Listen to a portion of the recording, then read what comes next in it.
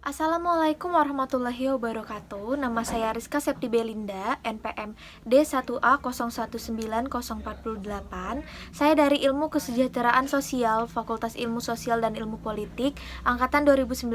Kali ini saya akan menjelaskan dan memaparkan serta meroleplay bagaimana cara menjadi fasilitator yang baik.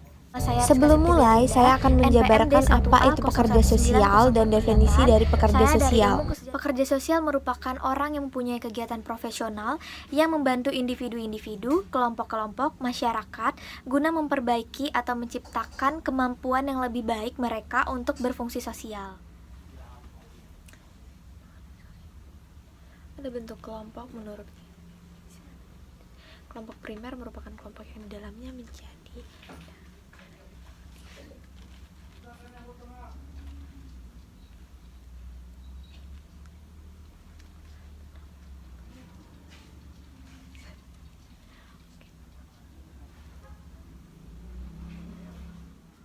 Salah satu peran yang harus dilakukan oleh pekerja sosial dalam pelaksanaan pekerjaan sosial adalah sebagai fasilitator. Peran ini mempermudah dalam proses perubahan individu-individu, kelompok-kelompok, dan masyarakat, menjadi katalis untuk bertindak dalam menolong sepanjang proses pengembangan dengan memberikan waktu, pemikiran, sarana-sarana yang dibutuhkan selama proses tersebut sedang berjalan. Dalam upaya menjadi fasilitator yang baik, Parsons, Jansen, dan Hernandez memberikan kerangka acuan atau langkah-langkah yang bisa dilakukan oleh pekerja sosial sebagai berikut.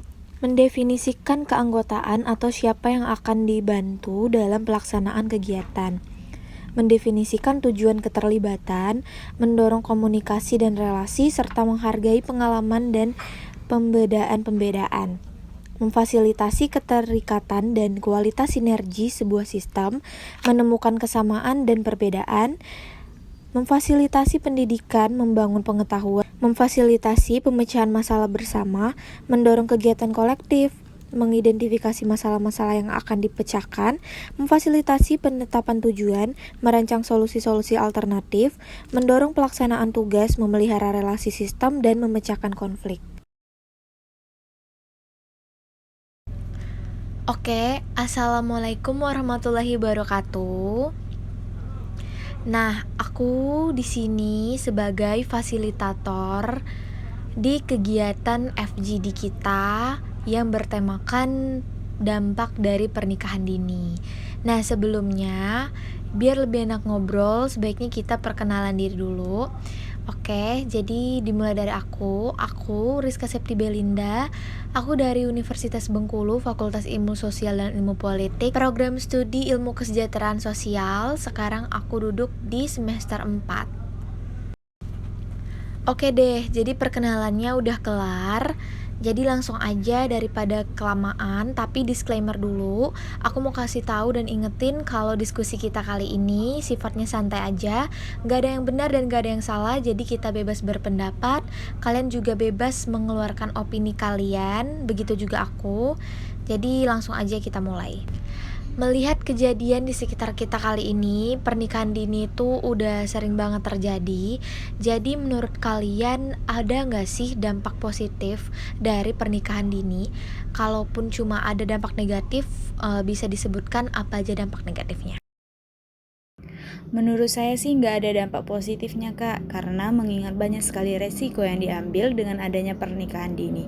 Mulai dari angka kemiskinan meningkat, tingkat perceraian meningkat, bahkan tingkat kematian ibu juga tidak sedikit karena pernikahan dini. Dampak positifnya mungkin mengurangi perzinaan dan pergaulan bebas. Karena minimnya pendidikan tentang seks, banyak remaja yang terjerumus ke dalam pergaulan bebas. Jadi daripada terjadi hamil di luar nikah, lebih baik menikah.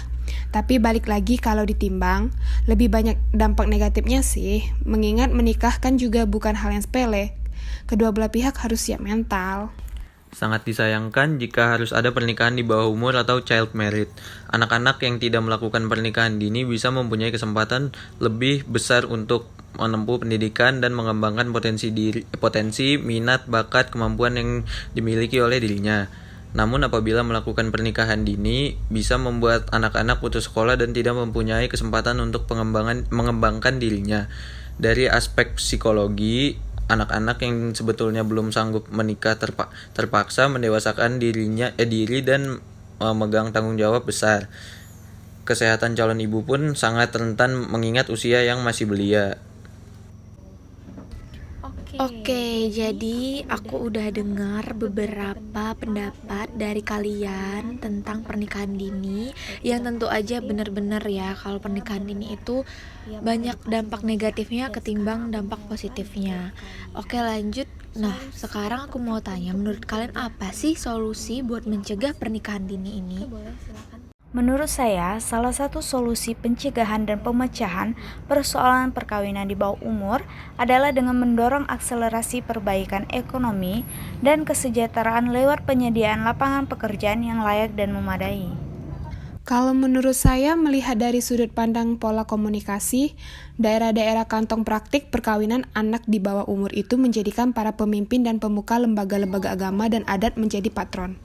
Tokoh-tokoh agama dan adat itulah yang secara tradisional menjadi rujukan dalam memahami ajaran agama, norma adat, bahkan juru tafsir kehidupan, termasuk dalam persoalan perkawinan di bawah umur. Menurut saya setidaknya ada tindakan yang perlu dilakukan, yaitu yang pertama menyediakan akses pada pendidikan formal, yang kedua mengedukasi anak muda tentang kesehatan dan hak-hak reproduksi seksual, dan yang terakhir mempromosikan kesehatan gender. Oke, saya udah dengar beberapa pendapat dari teman-teman partisipan 1, 2, 3 tentang dampak pernikahan dini. Ya, yang kita ketahui kalau lebih banyak dampak negatifnya dan kita harap semoga upaya-upaya pencegahan ini dapat segera terlaksana.